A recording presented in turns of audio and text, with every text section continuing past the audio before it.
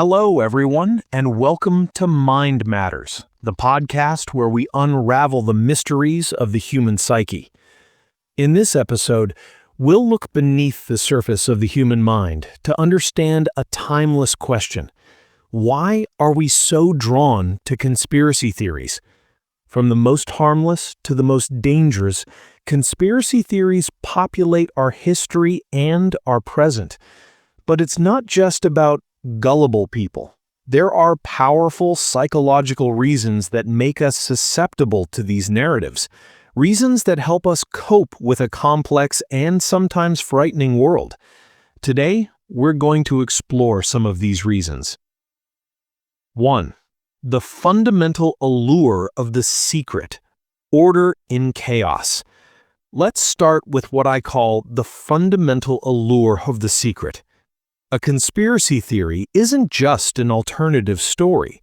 It is, at its core, a narrative that offers order. It proposes that chaotic events, a financial crisis, a global pandemic, a natural disaster, are not chaotic at all. Instead, they are the result of a meticulous plan executed in the shadows by a cohesive and powerful group. This secret is incredibly seductive because it satisfies our deep human need for structure in a way that reality, often messy and random, simply cannot. Think about it. Accepting that a virus naturally emerged and crippled the world is terrifying because it underscores our vulnerability to chance. In contrast, believing that the virus was designed in a lab as part of a great reset is, paradoxically, comforting. Why? Because it replaces chaos with intention. Even if the intention is malevolent, it is still an intention. It implies that someone is in control, that there is a script, that events are not simply meaningless noise. Furthermore, possessing this secret confers a sense of epistemic power, a power derived from knowledge. The believer feels they have transcended the superficial narrative given to the masses. They feel like a detective who has solved the case, who has seen behind the curtain of reality's theater. This sense of discovery, of being one of the few who truly understands what is happening, is an immensely powerful psychological hook. It transforms the anxiety of not knowing into the gratification of being an insider. The secret, therefore, is not just information. It is a balm against chaos and a badge of intellectual acumen. 2. Causal proportionality bias. Big events, big causes. Our minds have a fundamental problem with scale. We feel a deep discomfort when an event of colossal magnitude is triggered by a tiny or mundane cause. Psychologists call this causal proportionality bias. Instinctively, we feel that big events must have big causes. When a world leader who shaped history is assassinated, our mind craves a proportional explanation. The mind rejects the idea that a single insignificant individual, driven by confusion or personal ideology, could be solely responsible. The event is too big, the cause too small. The scales don't balance. This is where the conspiracy theory offers a psychological solution. It restores proportion. A president's death cannot be the work of a nobody. It must be the result of a covert operation, a magical operation involving multiple government agencies, shadowy interests, and a state-level cover-up. This explanation feels proportional to the magnitude of the event. The conspiracy scales up the cause to match the effect. We see this repeatedly throughout history. The death of a beloved princess in a car crash feels disproportionate. The cause? A reckless driver and bad luck? That's too simple, too random. A more proportional explanation must involve secret services and an orchestrated assassination. This bias is a heuristic, a mental shortcut that works well in our daily lives. If we hear a loud bang, we look for a big source. But it fails spectacularly when analyzing complex events. Reality is full of black swans and butterfly effects. Tiny events, a death in a marketplace, a sensor malfunction, a minor bureaucratic decision can trigger cascades of global consequences. Conspiracy theories reject this uncomfortable truth. They provide narratives where the scale of the drama matches the scale of the actors involved. They don't accept that a small mistake can bring down an empire. They prefer to believe that the empire was brought down by another empire, operating from the shadows. 3. The need for control. Finding agency in chaos. One of the fundamental pillars of mental health is the sense of agency, the belief that we have some degree of control over our lives and our environment. When this sense of control is threatened, we experience high levels of stress, anxiety, and even learned helplessness. World events beyond our reach, climate change, economic crises, pandemics, wars, are the biggest threats to our sense of control. They make us feel small, powerless, and at the mercy of incomprehensible forces. This is where conspiracy theories perform one of their most potent psychological functions. They restore an illusion of control. This might sound contradictory. How can it be comforting to believe that a secret cabal of malevolent elites controls the world? The answer lies in the difference between randomness and intentionality. A random universe is indifferent to our suffering. An earthquake or a plague simply happens. There is no one to blame, no plan to discern, just chaos. This is psychologically unbearable for many. Even a dark conspiracy theory eliminates randomness. It postulates that bad events don't just happen, but are planned. If something is a plan, then it can be understood. If it can be understood, it can be resisted. And if it can be resisted, we regain agency. The very act of discovering the conspiracy is an act of taking control. The believer shifts from being a passive victim of chaos to an active protagonist in a cosmic battle between good and evil. They are no longer adrift in an ocean of chance. They are on a battlefield where they know the enemy. This narrative, though frightening, is preferable to the alternative, because a malevolent order is easier to process psychologically than the total absence of order. Believing in the conspiracy is the first step to feeling that, at least, something can be done, even if that something is just waking up and alerting others. 4. The illusory pattern perception bias, or connecting the wrong dots. Our brain is a pattern recognition machine. This ability, formerly known as apophenia, was a crucial evolutionary advantage. The ancestor who connected rustling in the bushes with hidden predator survived, even if most of the time it was just the wind. Those who didn't make that connection didn't survive to pass on their genes.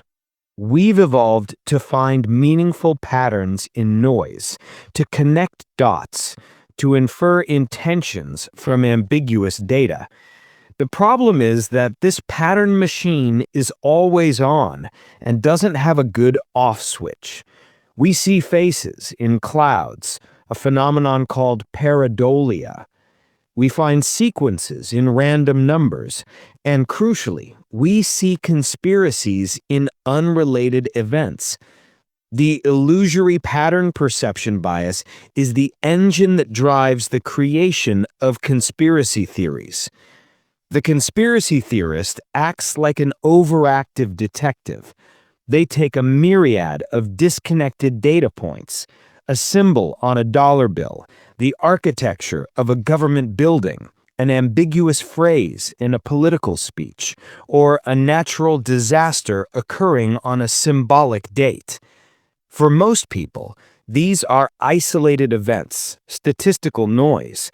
But for the conspiracy-prone brain, they are all pieces of a puzzle. They can't be coincidences. Coincidence is an idea our pattern-programmed brain actively rejects. Once a tentative connection is made, confirmation bias, which we'll discuss later, kicks in, and the brain actively starts looking for more dots to connect, ignoring all dots that don't fit the emerging pattern. It's a self-reinforcing cycle. The more patterns it finds, the more convinced it is that the conspiracy is real, and the more it seeks new patterns. Social media has overloaded this bias, creating visual maps of threads and connections that make illusory relationships seem like forensic analysis. The end result is a coherent, intricate, and completely fabricated narrative built on our brain's inability to accept that sometimes things just happen by chance. 5. The distrust bias. From healthy skepticism to corrosive cynicism. Trust is not our default state. It's a hard-earned resource, easily lost. Conspiracy theories don't flourish in a vacuum. They grow in the fertile soil of institutional distrust. And let's be clear, this distrust is often well-deserved. History is replete with real-world examples of governments and corporations that lied to the public, conducted unethical experiments, concealed crucial information, and prioritized profit over people's well-being. From the Tuskegee experiment to the Watergate scandal, through the 2008 financial crisis, real conspiracies have shown that institutions can be deceptive and malevolent. The Plano Cohen in Brazil, fabricated by the military to justify a coup d'etat, is another historical example that generated social uproar and was used to manipulate public opinion. This record of real betrayals acts as a psychological gateway drug. It creates a heuristic of distrust. If they lied about X, why wouldn't they be lying about Y? The problem arises when this legitimate and specific distrust transforms into a global and generalized distrust bias. It's when the stance shifts from a healthy skepticism, I should verify what this official source says, to a corrosive cynicism. Anything an official source says is, by definition, a lie. Once this bias sets in, a false binary is created.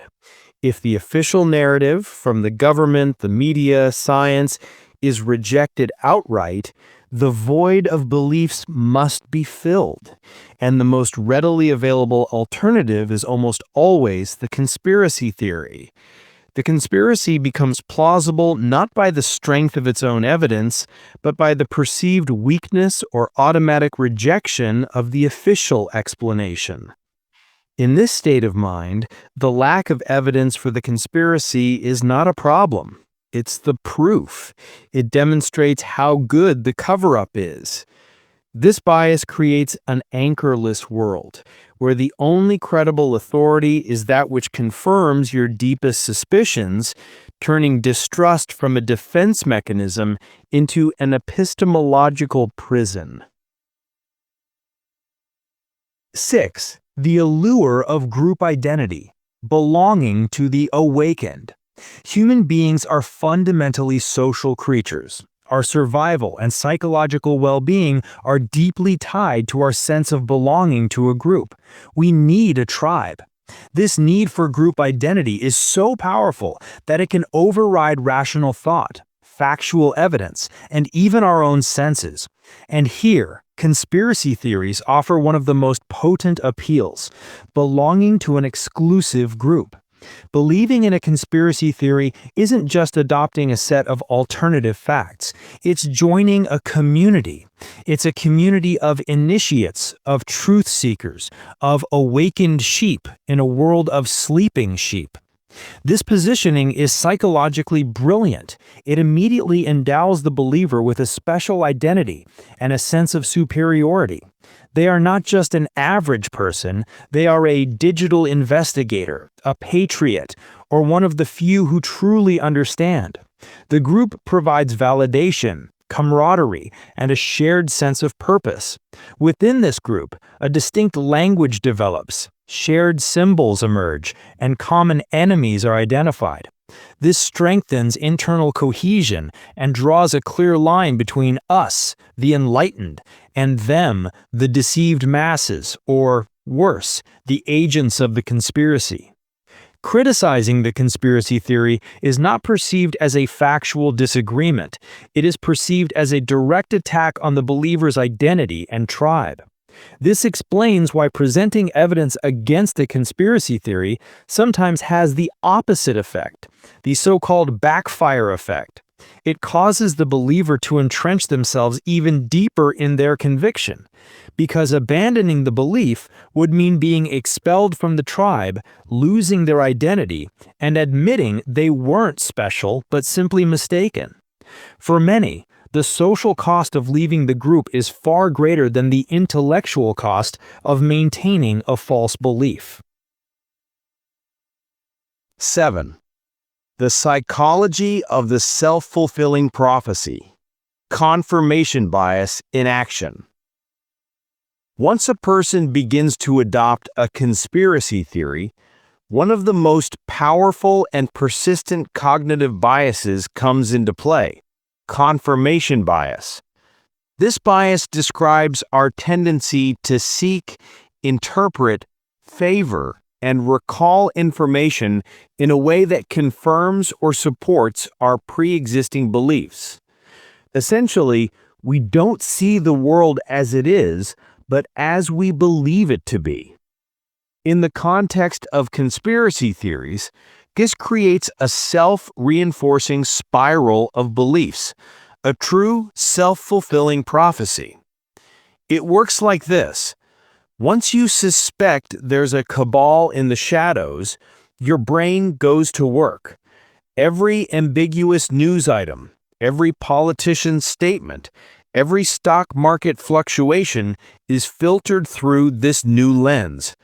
If a politician says we need global cooperation, you don't hear a call for diplomacy, you hear a confirmation of the New World Order. If a news outlet debunks the theory, you don't see it as a factual correction, you see it as proof that the outlet is part of the cover-up. Evidence against the conspiracy is ingeniously reinterpreted as evidence for it. Social media algorithms act as a massive accelerator for this process. They detect your initial interest and start feeding you more and more content that confirms your suspicions. They introduce you to echo chambers and filter bubbles, where every video, every article, and every comment reinforce the same narrative. In short order, your entire digital reality seems to confirm the conspiracy. It's no longer just a theory, it's an obvious fact that everyone around you in your digital world also sees. The belief becomes a self-fulfilling prophecy. You expected to find a cover-up, and thanks to confirmation bias and algorithms, you found proof of it everywhere. Breaking out of this spiral is incredibly difficult because it requires you to actively fight against the comfort of being right. The antidote: is critical thinking. If cognitive biases, the need for order, and group identity are the engines of conspiracy theories, critical thinking is the braking system. However, it's crucial to understand what critical thinking is and what it isn't. Sometimes it's confused with being smart or knowing a lot of things, but it's not. In fact, many very intelligent people are the most skilled at rationalizing strange beliefs. Nor is it simply being skeptical. As we've seen, generalized cynicism can be the problem. Critical thinking is not a destination, it's a process. It's the antidote not because it offers all the correct answers, but because it provides a method for managing our own flawed mental processes. Critical thinking starts with humility, accepting that you're the easiest person to fool. It's the willingness to apply skepticism not just to official sources, but, and this is much harder, to yourself. It's asking yourself questions like, what evidence would I need to change my mind about this? If the answer is nothing, then you are not thinking critically. It's the ability to actively seek disconfirmation, to try to disprove your own theories instead of just confirming them. The scientific method is the formalization of this process. It's not a book of facts. It's a methodology of doubt. Science thrives by seeking errors. A hypothesis is only good if it is falsifiable, meaning we can imagine a test that could prove it wrong. Conspiracy theories, often, are the opposite. They are unfalsifiable. They are designed so that no evidence can refute them. Critical thinking is the tool that allows us to navigate the complexity of the real world without succumbing to the comfort of easy narratives. It embraces uncertainty, values evidence above emotion, and understands that the most satisfying answer and the true answer are rarely the same thing. It is the antidote because it is the only system that encourages us to question ourselves. And with that, we come to the end of another episode of Mind Matters. I hope this exploration of the psychological reasons behind conspiracy theories helps you reflect on how we process information and construct our own realities. Remember, questioning is the first step to understanding. Thank you so much for listening. Until next time.